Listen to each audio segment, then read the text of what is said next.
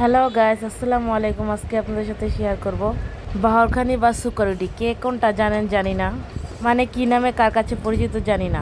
সাথে সেমাই রান্না করা, নাকি মনে হয় এই সময়টা রান্না করেন, মজা হয় না। ফ্ল্যাশব্যাক।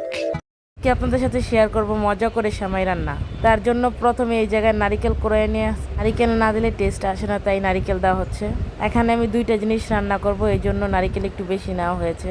ওই নারিকেলগুলো দেখে বুঝতে পারছেন যে কিরকম হয়েছে। এখন একটা বড় পাতিলের মধ্যে 4-5 কেজি দুধ নেওয়া হয়েছে। এই দুধ দিয়ে দুইটা জিনিস রান্না করা হবে। তখন বলক এসে যাবে, তখন তেজপাতা, এলাচ এগুলো উঠিয়ে নেব।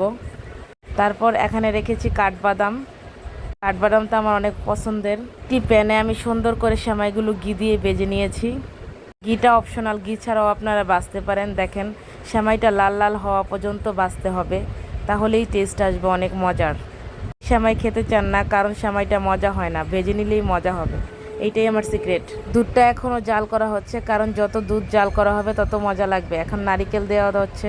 নারিকেল দিয়ে জাল দেওয়ার পরে অল্প একটু দুধ রেখে বাকিটার মধ্যে সুকারুডি দিয়ে দিচ্ছি। সুকারুডিগুলো একের পর এক এরকম করে সুন্দর করে দিতে হবে।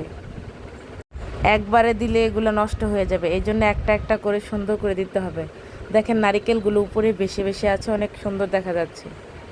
আপনারা যদি আমার মতো সুন্দর সুকারুডি রাঁধতে চান, তাহলে এই টিপসটা ব্যবহার করবেন। দেখেন, আমার সুন্দর সুকারুডি তৈরি।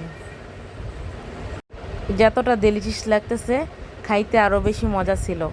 তার উপরে বাদামগুলো ছিটিয়ে দেওয়া হচ্ছে।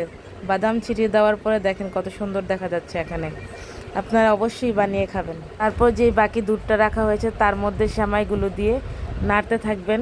সেমাইগুলো ছিটিয়ে আসলে ওই সেমাইটা হয়ে যাবে। আর আজকের ভিডিওটা ভালো লাগলে লাইক, কমেন্ট এবং শেয়ার করতে ভুলবেন না। আসসালামু আলাইকুম।